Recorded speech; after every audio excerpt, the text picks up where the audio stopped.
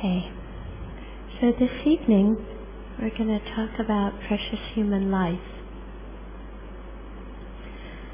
And I think the more we understand the Dharma, the more we understand the Four Noble Truths, the more we appreciate our life and its potential and the rarity of getting the kind of rebirth that we have. Because not every human life is a precious human life, according to Buddhist standards. Okay, a precious human life is a life in which we have the opportunity to practice the Buddha's teachings, in which we have the opportunity to progress on the path towards liberation and enlightenment. So as we can see, there's many human beings on this planet, there's many sentient beings on this planet, but those who actually have the opportunity to deeply investigate the Buddha's teachings and practice them are very few in number. So we're extraordinarily fortunate to have this opportunity. So first of all, what are the good qualities of our life? First, we have a human body and a human mind, which means we have human intelligence, which can be used to develop the path to liberation. Now, clearly, human intelligence can also be abused, and sometimes human beings act worse than animals. Sometimes people wonder, they always ask the question, well, how come you Buddhists believe that human beings can be born as animals? And I reply, well, look at the way some of the people live when they're in human bodies.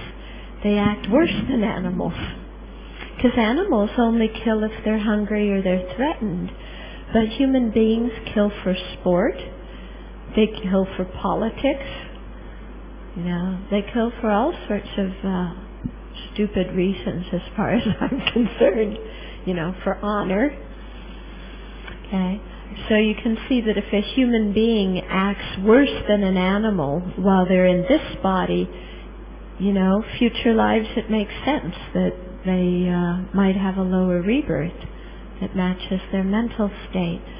So the fact that right now we have a human body and not an animal body, not a hungry ghost body or a god body, but a body that supports human intelligence, and the human intelligence that can be used to learn and contemplate and meditate on the Buddha's teachings. Not only do we have this special human intelligence, but all of our senses are intact. We're not blind or deaf or mentally disabled. I remember one time I was asked to teach in Denmark, and one of the people at the Dharma Center worked in a home for mentally and physically disabled children. And I wanted to go there to visit the children. And so she took me and we walked into this beautiful room, because Denmark's a very wealthy country. Beautiful room, covered with toys, brightly colored toys from one end to the other. And all I saw was toys. And then I began to hear these very strange sounds and these groans and these moans. And I started to look more closely, and I noticed that there were children in this room among all these toys. But these children were disabled, and they couldn't think properly, or they couldn't move properly. So they were human beings.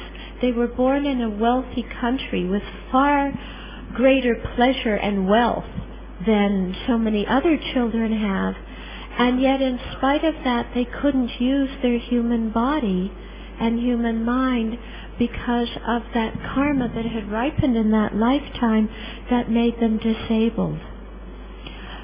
So it's important for us to appreciate that we don't have that hindrance right now.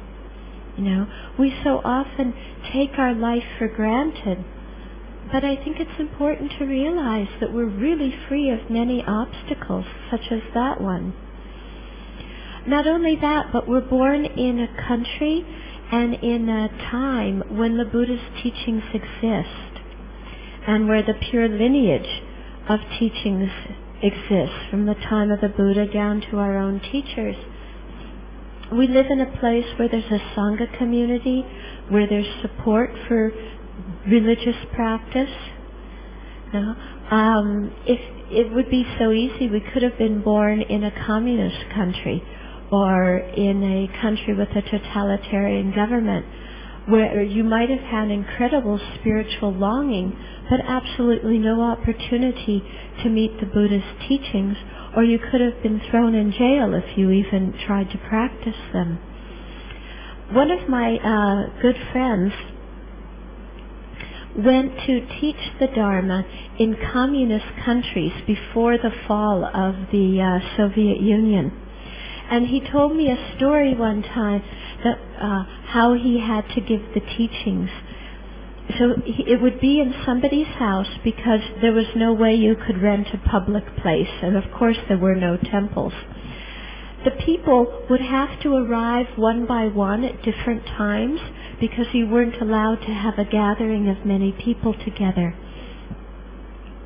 When everybody arrived, they went into the bedroom in the back, but out in the living room, the first room that you entered from the front door, they had a big table and they put out playing cards and drinks, so that they would have the Dharma teaching in the back room, but in case the police came, they could quickly run out in the front room, sit around the table and pretend like they were playing cards and having a good time. So imagine that, I mean, how difficult it is to hear the Buddha's teachings, that you have to do that. And in China and Tibet, after the communist takeover, people were thrown in prison. They were beaten and they were tortured, just for even saying Namo Amitofo or Om Mani Padme Hum. So how fortunate we are that we're not born in that kind of situation. We're here in a free country. We have religious freedom. There's temples, there's Dharma books, there's talks. I mean, it's incredible to think of the opportunity that we have. In addition, from our side, we have interest in the Dharma. And this is, too, very, very precious, because there's many people who have access to the Dharma and have a human body and are healthy, but they have absolutely no interest in it. Now, some of you may have been to Bodh Gaya, for example, the place of the Buddha's enlightenment, or Shravasti, because our abbey is named after the place where the Buddha spent 25 rainy seasons and where he taught a number of sutras. But you go to these holy places, and there's people who live there. They were born there. They're in, one of the holiest places on the planet, with teachers and monasteries and books and everything around. But all they want to do is make money by selling souvenirs to tourists. Or all they want to do is make money by running a tea stall. And here they have access, to the Buddha's teachings, but from their side, absolutely no karma to be interested in it. So the fact that we have this interest and appreciation for the Buddha's teachings is really something very, very precious. We should respect the spiritual part of ourselves. We shouldn't take that for granted. We shouldn't just say, oh yeah, of course I believe like this and it's no big deal. But respect that part of ourselves and really nourish it and take care of it. Because it's hard to have this opportunity. Okay? Why is it hard? Well, it's hard to create the cause for precious human life. Because first of all, just to get an upper rebirth, we need to keep good ethical discipline. Now, how many people on this planet keep good ethical discipline? Okay? How many people abandon the 10 destructive actions, such as killing, stealing, unwise sexual behavior, lying, creating disharmony with our speech, harsh talk, gossip, coveting, ill will, wrong views. How many people abandon these? I mean, you look at people in our world who are very famous. I mean, I'm American. Look at the president of my country, George Bush. Does he abandon these 10? No way. You know, he's dropping bombs here and he's shooting people there. You know, very difficult to get a precious human life when you think that killing other people is the way to happiness.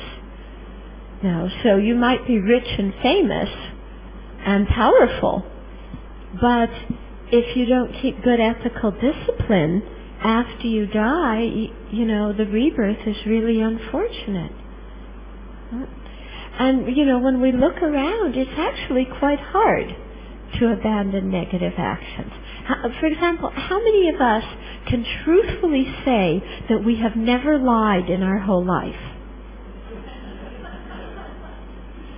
Yeah. How about using our speech to create disharmony? Anybody who's never done that, who's never talked behind somebody else's back? Okay. How about harsh speech? Anybody here who's never lost their temper and blamed other people? Or gossip?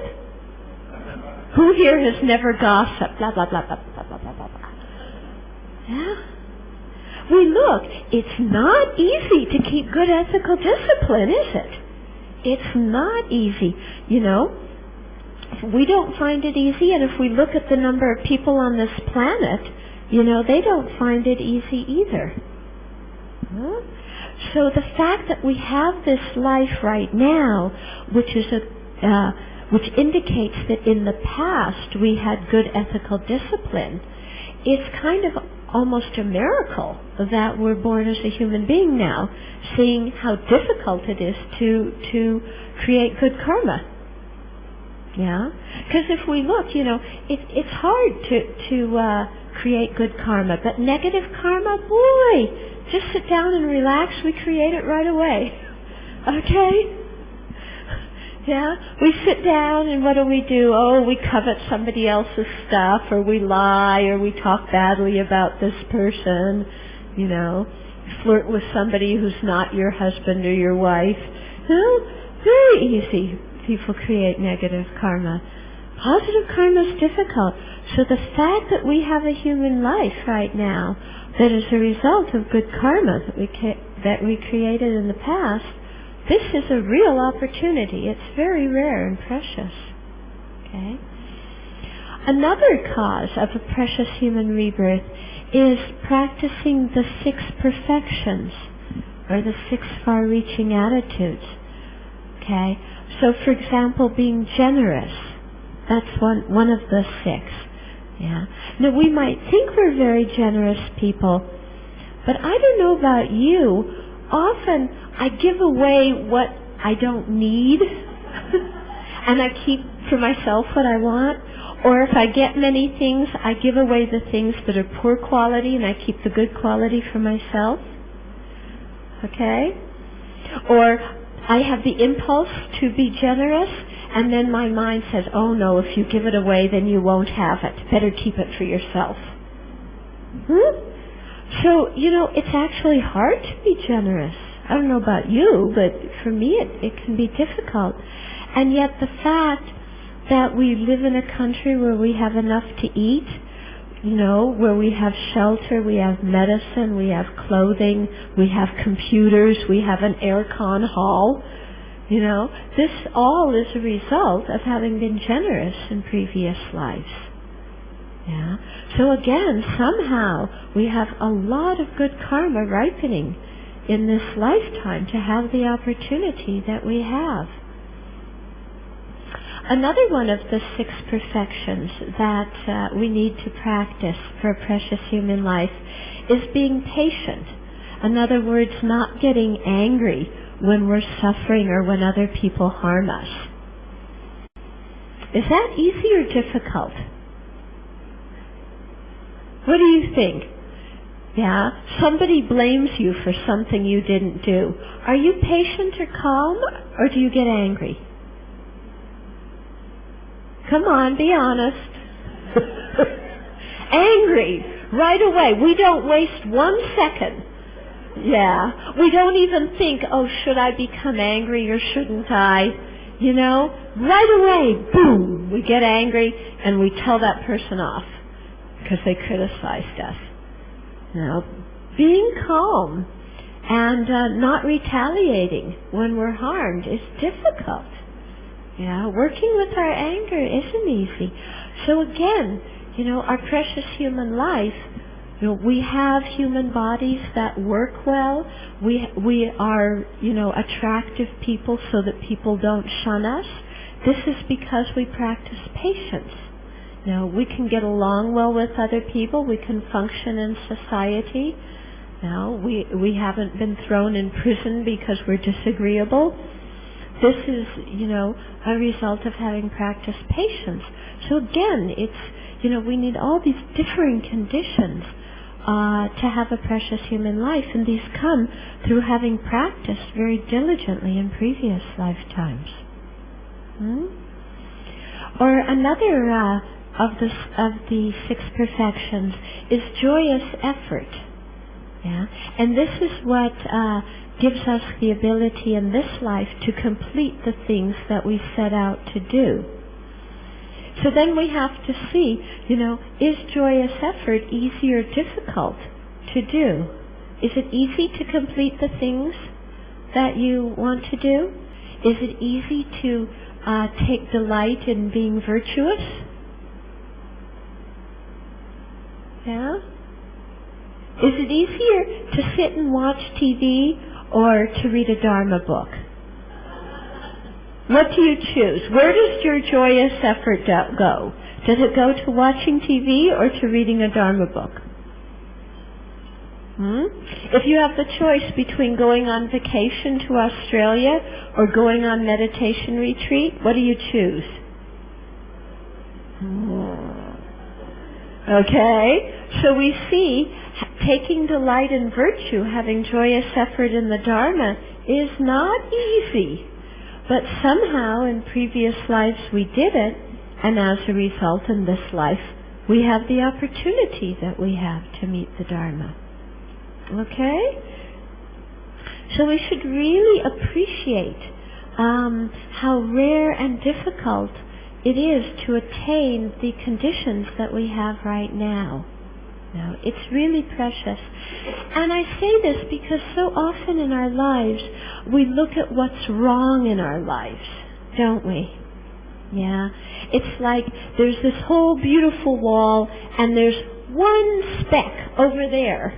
And we concentrate on that and say, what's wrong? That's bad. And we miss the whole beautiful wall because we're looking at one thing. Well, it's the same in our life. We have so many good things going for us. And what do? We feel sorry for ourselves because of some small problem that we have. Yeah. Oh, my friend didn't call me today. I'm depressed. Oh, my boss doesn't appreciate my work. Poor me. Oh, my husband, my wife, you know, they didn't smile at me today. No, we so easily get angry and feel sorry for ourselves, don't we? And then we just focus. I call it the poor me syndrome, okay? Because our favorite mantra is poor me, poor me.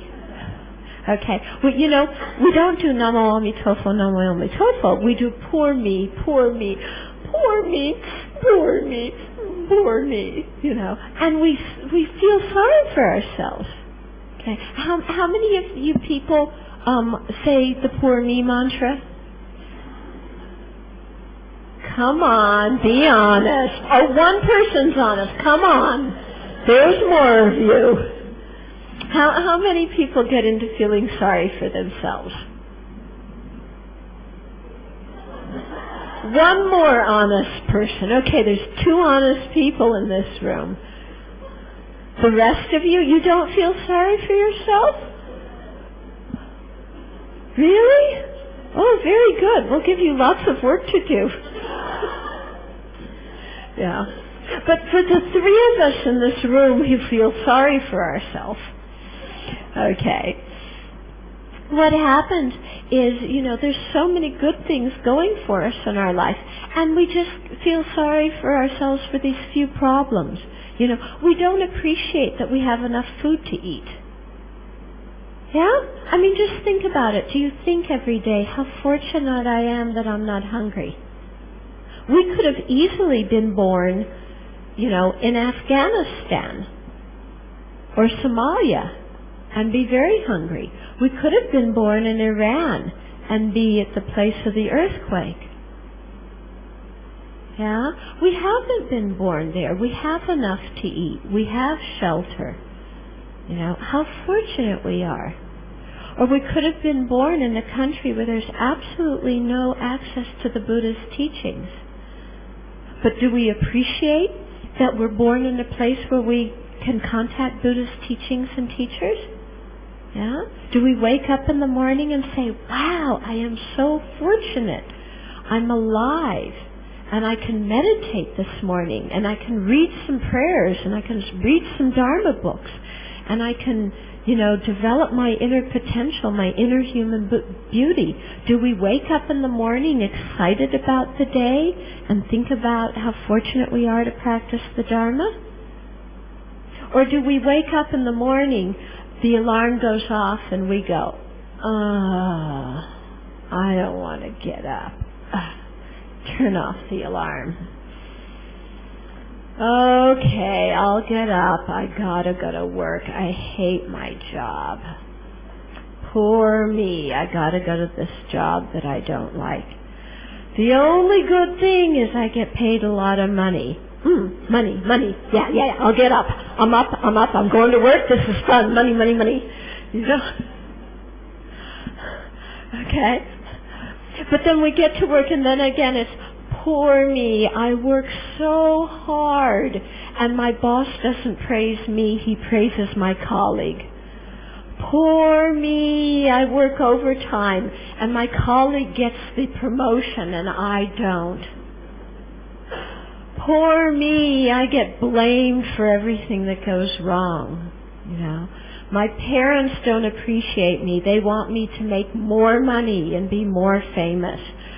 My children don't appreciate me. They all want to go out with their friends. Even my dog doesn't like me enough. And then my little toe hurts. Poor me, my little toe hurts. I mean, we really get into feeling sorry for ourselves. And meanwhile, this incredible opportunity we have to practice the Buddha's teachings and to attain liberation and enlightenment, it just goes right by, and we don't even appreciate our life. And we don't appreciate the value of each moment of living this life. Yeah? So as a result, we always feel dissatisfied. But I think if we were to really appreciate our human life, we would greet each day with so much enthusiasm and so much joy, because we really would see the value of the opportunity that we have. And when we greet the day with joy, we live the day with joy. Okay? When we wake up always focused on ourselves, then the day becomes a disaster. Okay? When we wake up in the morning and we feel glad to be alive and we recognize our potential to develop love and compassion for others, and we start to do that, then the day becomes very enjoyable, very pleasant. We're really happy. Some little problem occurs, it's okay, we can handle it. Okay? So what I'm getting at, the point here is that we create our experience in life.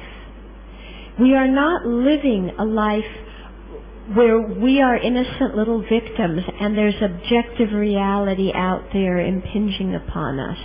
But our mood creates what we experience and how we experience things. So if we appreciate our possibility to practice the Dharma, our mind is joyful, and everything we encounter in the day becomes an opportunity for practice, and so our life feels very rich and very meaningful.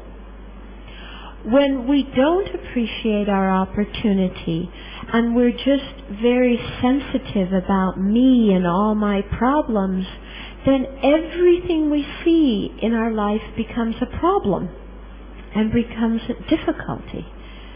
And, you know, life doesn't have to be like that. Are you getting what I'm saying? No?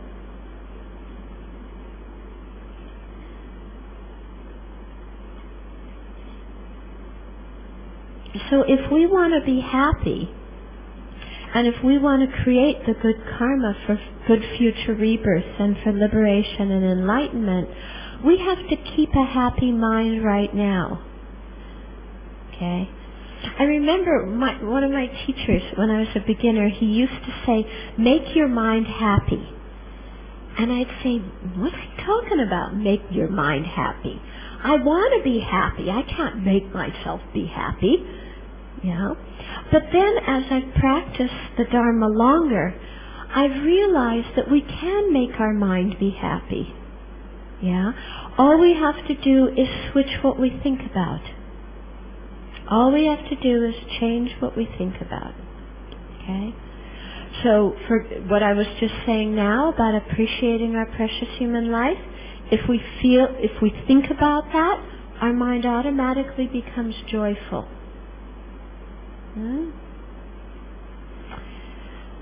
And another quality of a precious human life is that we learn many techniques for how to change how we think so that our mind is joyful. So in the Tibetan tradition, there's something called thought transformation. And I think in Chan, in Chinese and Vietnamese Buddhism, you have this as well, where you say little gathas or little slogans, little phrases when you're doing things to transform our thoughts, to transform our mind. So for example, when we walk upstairs, instead of walking up the stairs and going, oh God, this is so wearisome, I'm so tired walking up the stairs, we think, I'm walking towards liberation and enlightenment, and I'm leading all sentient beings up towards those noble goals. Okay? So when you think like that when you're walking upstairs, then you don't get tired, because you're thinking, well, I'm leading all sentient beings to enlightenment. Yeah? Or when you walk downstairs, then you think, I'm going into the unfortunate realms in order to help the beings there be happy and to help them learn the Dharma. Then walking downstairs has a lot of meaning. When you do the dishes, it's not just, oh, I gotta do the dishes, why can't somebody else do my dishes? You know, it's, you look at the water and the soap as the Dharma, and the dirt on the dishes, you know, the extra food, that's the defilements on sentient beings' minds. And so you use the cloth, your cloth represents concentration and wisdom, and the soap represents the Dharma, and the dirt are the defilements on sentient beings' minds. And so when you clean, you think, with concentration and wisdom, I'm using the Dharma to help purify sentient beings' minds. Yeah. Then washing the dishes becomes fun, because you can think, okay, now I'm purifying Osama bin Laden's mind. Great, I'm purifying George Bush's mind. That's even better. Yeah. Or this person who harms me, who I don't like, I'm purifying their mind of their misery and their anger. Yeah? So when you think like this, then washing dishes is fun. Yeah? Or if you have to mop the floor or vacuum the floor, you do the same thing of, cleansing the dirt, removing the dirt from sentient beings' minds, leaving their radiant Buddha potential there. So when you think like this, when you're cleaning the floor or waxing furniture or whatever, then, those chores become very delightful because our way of thinking has been transformed. And our mind, instead of being negative or being neutral, our mind now becomes very joyful and very happy. And we create a lot of good karma through the way that we're thinking. Okay?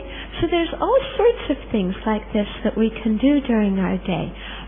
For example, when we get dressed in the morning, instead of, looking in the mirror and, how do I look and how does this look on me, when you put your clothes on, think that you're offering garments to the Buddhas and Bodhisattvas. Yeah? Think of your clothes as celestial silks, and you're offering all these beautiful silks to Kuan Yin. Huh? And then you get dressed. Getting dressed is very nice then, huh? Yeah? Or when you're bathing, you're cleansing all the anger from sentient beings' minds. Yeah? You stand under the shower, you think the water is all the nectar coming from Kuan Yin's vase, all the purifying nectar from Kuan Yin, coming all over you, purifying you, cleansing all the defilements, all the negative karma, washing all that away, filling you up with Kuan Yin's love and compassion. So you think like that when you take a bath. And taking a bath is very nice. Yeah?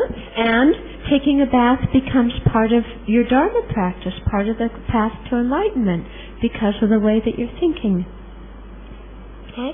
So there's many things like this that we can do in the course of a day just to transform our mind and to make our mind go into the Dharma. One thing that I strongly recommend to do is when you first get up in the morning to set your motivation. And you can do this when you wake up. You don't even have to get out of bed. Okay, so there's no excuse for not doing the practice I'm going to teach you right now, okay? Because you can't say, oh, sorry, I couldn't get out of bed, because you can do this one in bed, okay? So, and you might want to write these down and put a little post-it, by your bed so you remember it.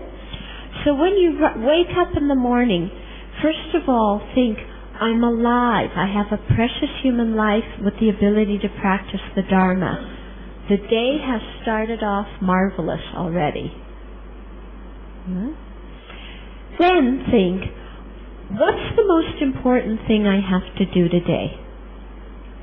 Now our worldly mind might think, oh, most important thing, I have to drive my children here, and I have to do this project at work, and I have to, do this errand. That's not the most important thing you have to do today. Okay? Actually, most important thing we have to do today is not harm anybody. Wouldn't you agree? Whether you get your errands done, whether you eat or, go to work or whatever, most important thing is, as much as possible today, I'm not going to harm anybody. I'm not going to harm them physically. I'm not going to harm them by saying nasty things about them. And I'm not going to harm them by dwelling on negative thoughts about them either. Okay? So first thing in the morning, you make that resolution. Then, another most important thing to do. There can be more than one most important thing.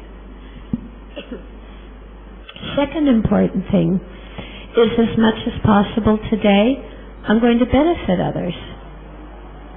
Yeah? So in whatever big or small way I can, I'm going to help. Now, sometimes we feel, oh, but I'm not Mother Teresa, and I'm not the Dalai Lama, and I'm not these great sages and saints. who can, help so many sentient beings. So how can I help anybody? We can help a lot of people. Because, let's face it, the Dalai Lama and Mother Teresa don't live in our family. They can't help our family the way we can. They don't go to our workplace or to our school. They can't help our classmates or our colleagues at work the way we can. Okay? So just by small things we do, we can really contribute to the benefit of others. For example, when you go into work, smile. Smile at your colleagues. Yeah. Greet them. Say good morning. See if that doesn't change the way you relate to people in your workplace. Okay? Try giving some of your colleagues good feedback. Compliment them on the work that they do well. So instead of competing with them, notice what they do well and say that. Praise them. We don't lose anything by praising others. It was really funny. Along this line, I was teaching this one time in America, and I gave the people in the class a homework assignment. Their homework was for the next week, they had to every day say something nice to somebody. Preferably somebody that they had a hard time getting along with. Okay, that was their homework. Every day they had to say something nice, and praise somebody, point out something they had done well. So one man came up to me afterwards and he said, "Oh, I have this colleague at work that I really can't stand." And I said, "Do your homework with this colleague. You find something nice to comment about him every day." So a week went by, I came for the next class, and that man came up to me and he said, "I tried it. And the first day it was really hard. I couldn't think of anything nice to say to the guy, anything nice to compliment him on. So I made something up." And he said, "But then my colleagues started acting different towards me. So the second day, it was easier to say something nice to him. And the third day, I began to actually notice that he had some good qualities. And so then I could compliment him in an earnest way." So it was quite interesting because just through this practice of trying to be of benefit and trying to be pleasant, the whole relationship at work got transformed. You might want to try something like that. Yeah. See if it changes things.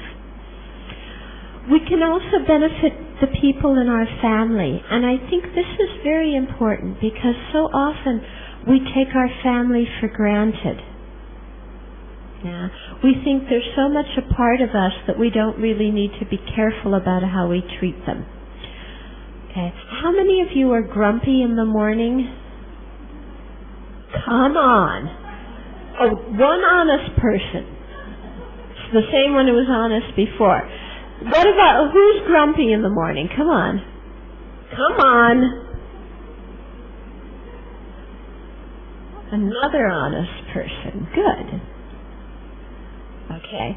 So, when we're grumpy in the morning, who's the victim of our grumpiness?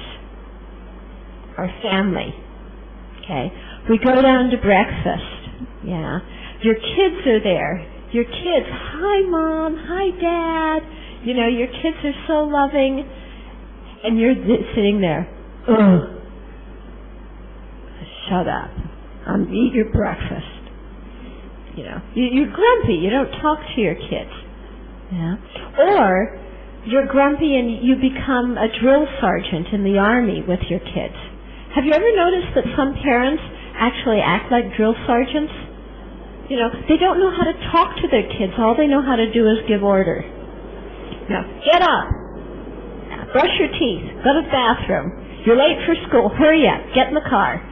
You didn't comb your hair. What's wrong with you anyway? I told you 5 times to comb your hair. Do your homework, turn off the TV, turn off the computer, take a bath, go to bed. I mean, some parents, really, they sound like an army sergeant, don't they? Yeah? So how can you benefit your kids if you treat them, treat them like that? So when we're talking about benefiting sentient beings, in the morning, go down and try looking in your children's eyes and look at them and see that there's this beautiful sentient being here. There's this lovely, fresh little being who's so excited about life and is growing up. And look at your child and smile at them. And look at your husband or your wife and smile at them. Yeah? Really, this is a very profound Dharma practice. Because who do we take for granted most? Husband and wife, don't we? Oh, come on, take out the garbage, do the laundry. Why don't you make more money? Why don't you do this? Why don't you do that? I've had so many people come and they tell me, oh, my parents, all they do is bicker. And then when these people get married, all of a sudden they find themselves acting just like their parents. And they're horrified because they always said, I will never talk to my spouse the way my mother and father talk to each other. And then there they are talking to their spouse.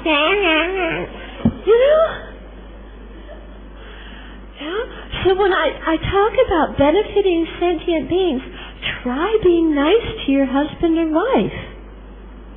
Really, try respecting them. Try speaking kindly. Try helping them out. Yeah? If you don't take out the garbage, try taking out the garbage. It could improve your whole marriage. Believe me. Yeah? Or try cleaning up after yourself. Really, can you imagine, you're a slob. You leave everything all over and expect your husband or wife to pick up for you. And then they wonder why, you wonder why they're not friendly towards you. Try picking up after yourself and see if your spouse doesn't act nicer towards you.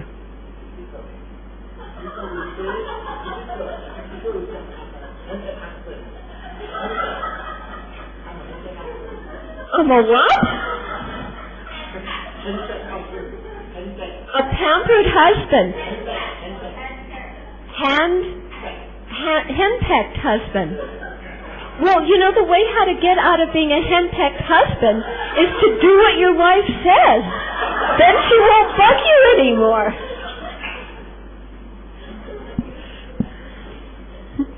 Aren't you glad it's a woman giving the Dharma talk? A man would never say that, huh?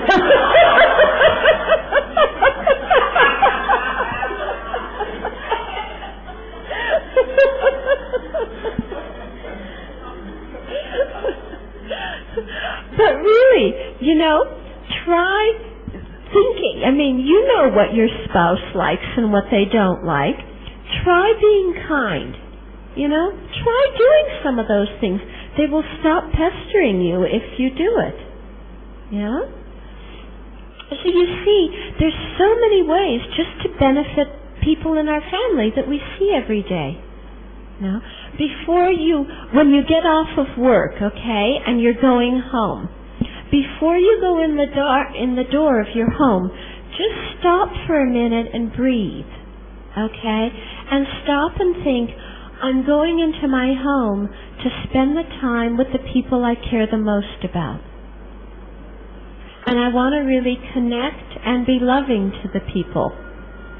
And then open the door and go into your home. Okay? So if you set your motivation to be loving and kind and connect with your family, there's much better chance that you're going to do that. Because if you just get off of work and you go home and you just open the door and you're going, oh, I'm exhausted. You sit down on the sofa, bring me some water. You take out the thing for the television, the remote control. You turn it on, and you sit in front of the TV like this. And you call that relaxing. Okay? And then you wonder why your family is a mess. It's because you don't talk to the people in your family. Try, coming home and breathing. Do a little bit of breathing meditation. Let the stress from the day go. And then look at your family members and say, how was your day, dear? Talk to your children. What happened to you in school today? How are your friends? What did you learn? Okay. Take an interest in them. It's just this, life is made of so many small events, and all these small events are an opportunity to practice the Dharma by bringing love and compassion and kindness into them. Life isn't just big events, it's just all these small daily things. So like I said, Dalai Lama can't come into your family and do that. You can. Yeah. And before you go to work, set your motivation and think, I'm going to work not just to make money, but to be kind to my colleagues, to give a good working environment. And I'm going to work so that whatever product, comes out or whatever service comes out, that other people benefit. Yeah. So even if you're making cups, may all the people who get the cups that my factory makes, may they all be well and happy. Yeah. May everybody who drinks out of these cups always be happy. Put your love into your work. Or if you're on the telephone all day, with different clients, may I benefit the people that I speak with all day. Yeah? Okay? So it really transforms things. Okay? So that's the second thing. When I was talking about our motivation in the morning, first important thing is to say to ourselves, I'm not going to harm others as much as possible. Second, I'm going to be of benefit and service as much as possible. Third thing to set our motivation in the morning is I'm going to generate the bodhicitta. The bodhicitta is the enlightened attitude or awakening mind or altruistic intention. It's the aspiration to become a fully enlightened Buddha so that we'll have the wisdom, compassion, and skill to be of the greatest service to everybody. So before you even get out of bed in the morning, you generate that motivation. The real meaning and purpose in my life, the real important thing in my life is I'm going towards full enlightenment for the benefit of all beings. And if you generate that motivation every morning and remember it during the day, it becomes so much easier to handle the ups and downs of life. Because with the bodhicitta, with that altruistic intention, our mind is focused long term on this noble goal of enlightenment. So then if we have some little problem during the day, it's not a big deal, because we know our life is meaningful and we know we're going towards enlightenment. Yeah. Somebody yells at us, that's just a problem of today. It's not a big problem. Yeah. I have a little thing that I say to myself sometimes when, unpleasant things happen in the day. I just tell myself, oh, that's just a problem of this life. It's not so important. Yeah. Or that's just a problem of today. It's not so important. I don't need to get so upset about it. Because I know where I'm going. My life is directed towards enlightenment. So little problems, I don't get the thing I want, people don't treat me the way I think I should be treated. Let it go. It's not a big deal. Okay? So you see, setting our motivation like this in the morning can be a very strong influence for how we live the rest of the day. Then, during the rest of the day, we try and remember this motivation as much as possible. And in the evening, we sit down and do a little reflection, and we evaluate how well we did. Okay? So, did I harm anybody today? No. And we might say, oh, well, I started to get mad at my neighbor, and previously I probably would have, said something really mean to them. But today, I kept my mouth closed. I didn't say anything mean. Okay, that's progress. Good me. Pat yourself on the back and rejoice in your merit. Okay. But I still was angry at them. That's not so positive. So then you do a little bit of meditation on patience to clear out the anger. And then when you go to bed, your mind is calm. You're not taking that anger with you when you sleep. Okay? So at the end of the day, you just review and evaluate how well you did. Okay? Purify what needs to be purified. Dedicate all the merit you created. Okay. So that's a little bit about precious human life. Okay? How difficult and rare it is to attain it. How to make it meaningful. Okay? And how to construct just a very good daily practice by generating our motivation not to harm, to benefit, and to aim for enlightenment. Okay? And in the day, remembering it. In the evening, reviewing it and evaluating. Okay? So, now there's a little bit of time for questions and comments. So please ask whatever you would like.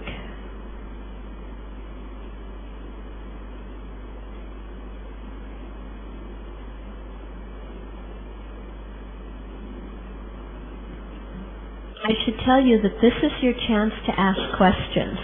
Because lots of time people think, oh, I won't ask my question now. I'll go up and ask her after the talk. So what happens is nobody asks questions. Then everybody lines up after the talk. And of all things, there's probably about 5 questions because everybody has the same question. So please ask your questions now. And be assured that probably other people in the audience also have those same doubts.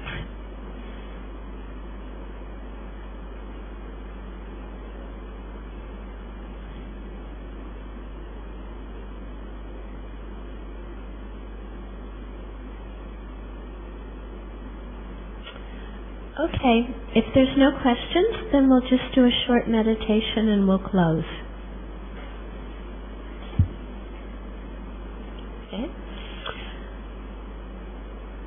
Okay, so in this meditation, review what you heard tonight. Okay, take some point, something that was discussed, and think about it in terms of your own life. Okay, think about how you can put what you heard tonight into practice in your life and make some sort of resolution. So let's just spend 2-3 minutes doing this.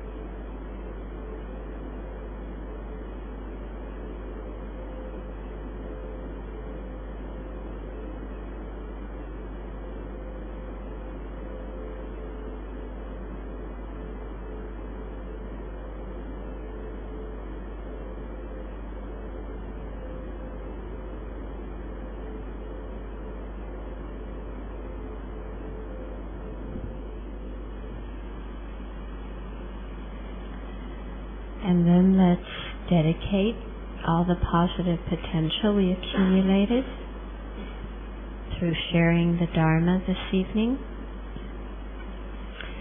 And let's dedicate so that as much as possible in our lives we don't harm others or ourselves.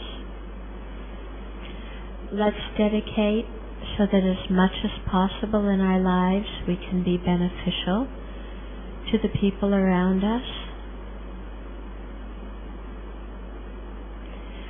Let's dedicate so that this bodhicitta, this altruistic intention, always grow in our heart, and that we're never separated from this aspiration for enlightenment for the benefit of all beings.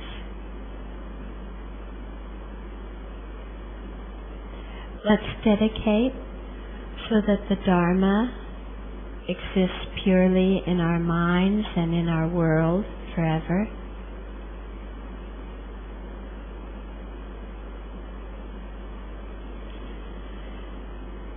Let's dedicate so that we always have a precious human rebirth with all the conditions to practice the Dharma, and that we and everybody else can make use of this precious human life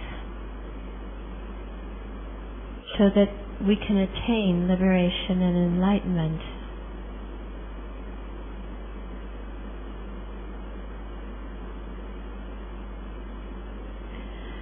Let's dedicate so that people can live peacefully amongst each other, with each other, and also so that each living being can be peaceful within his or her own heart.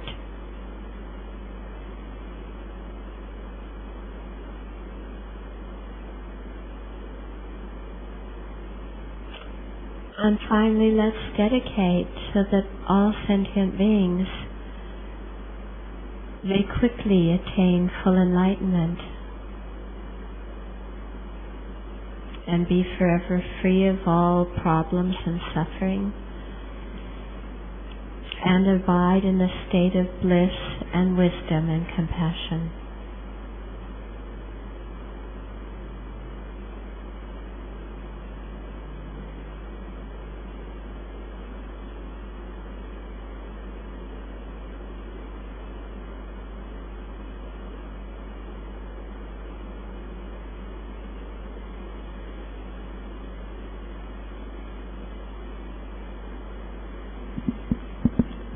Okay, thank you.